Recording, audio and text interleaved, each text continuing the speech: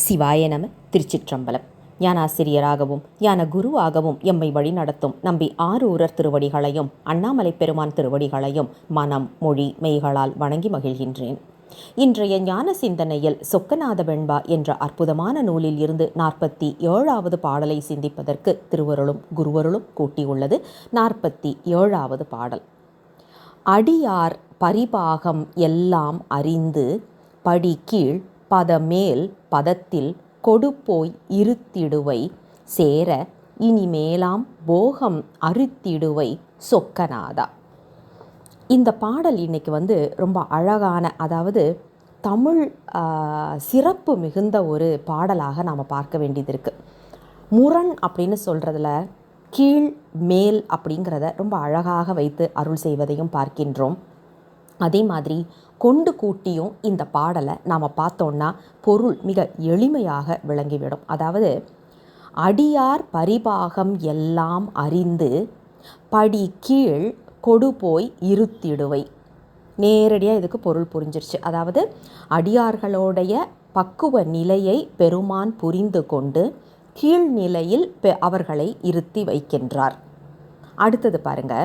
அடியார் பரிபாகம் எல்லாம் அறிந்து மேல் பதத்தில் கொடு போய் இருத்திடுவை.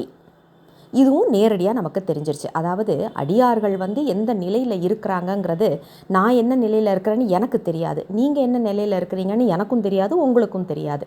இது தெரிஞ்சது யார் அப்படின்னா சிவபெருமான் மட்டும்தான். நாம் எந்த நிலையில் இருக்கிறோங்கிறத நாம் உணர முடியாது, நம்மை சுற்றி இருப்பவர்களும் உணர முடியாது. ஆனால் உண்மையானது யாருக்கு தெரியும் அப்படின்னா சிவபெருமானுக்கு மட்டும்தான். அதற்கு ஏற்ப அவர் நம்மை எங்கே இருத்தணுமோ அந்த நிலையில் இருத்துறாரு. இப்போ ஒரு பள்ளிக்கூடத்தில் படிக்கிறோம்.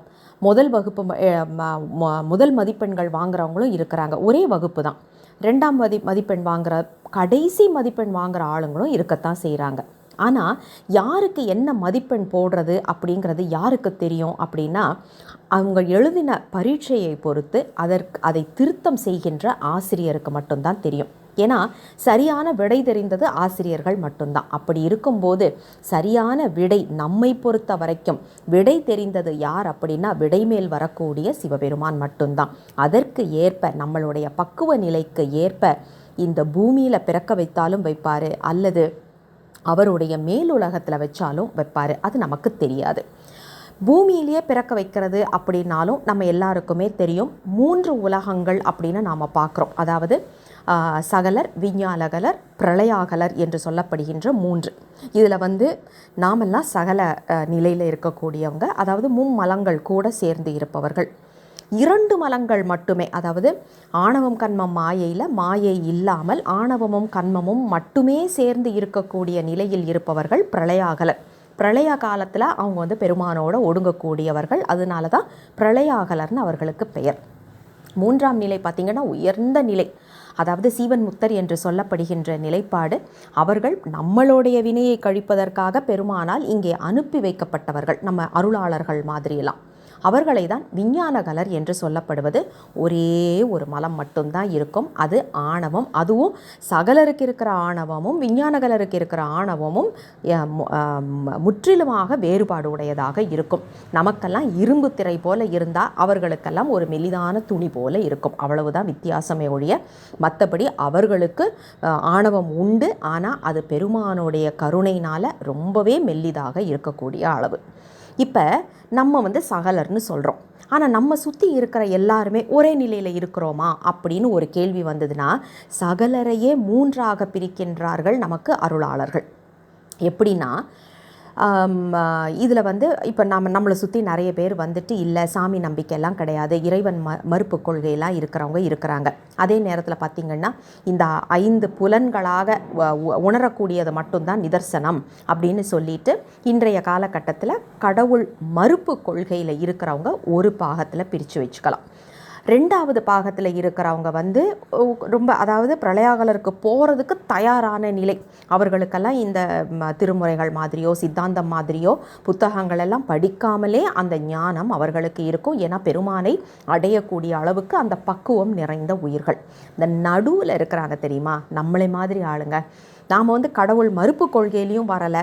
ஆனால் அதே நிலையில் எல்லாத்தையும் உணர்ந்து எல்லாமே பெருமானோடையது அப்படிங்கிற ஒரு முழு சரணாகதி தத்துவத்திலையும் நாம் இன்னும் வராமல் அங்கே செல்றதுக்கு முயற்சி செய்து கொண்டிருக்கின்றோம். நம்மை போன்றவர்களுக்கு தான் இந்த மாதிரி புத்தகங்களெல்லாம் அருளாளர்கள் எழுதி நம்மை ஊக்கம் செய்கின்றார்கள்.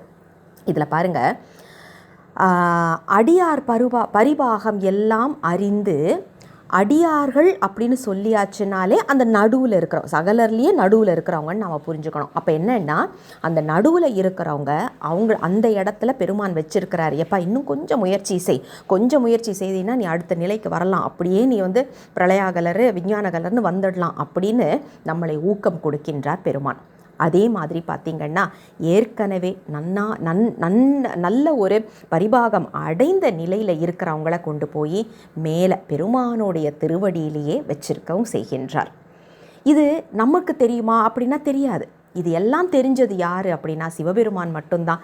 நாம் செய்ய வேண்டியது, சாமி நான் எந்த நிலையில் இருக்கிறேன்னு எனக்கு தெரிய வேண்டிய அவசியம் இல்லை, உன்னை நினைத்து கொண்டே உனது 5 எழுத்தை சொல்லிக்கொண்டே 24 மணி நேரமும் ஒரு நொடி பொழுது கூட மறக்காமல் உன்னுடைய நினைவிலேயே நான் இருக்கணும் சாமின்னு அந்த விண்ணப்பத்தை மட்டும் நாம் தொடர்ந்து வைத்துக்கொண்டே இருக்க வேண்டும் என்பதுதான் இந்த 47வது பாடல் நமக்கு சொல்லக்கூடிய அற்புதமான கருத்தாக பார்க்கின்றோம். மீண்டும் அடுத்த பாடலோடு விரைவில் உங்களை சந்திக்கின்றேன். தென்னாடுடைய சிவனே போற்றி, எந்நாட்டவர்க்கும் இறைவா போற்றி, அண்ணாமலை மண்ணா போற்றி, கண்ணாரமுத கடலே போற்றி. சிவசிவ திருச்சிற்றம்பலம்.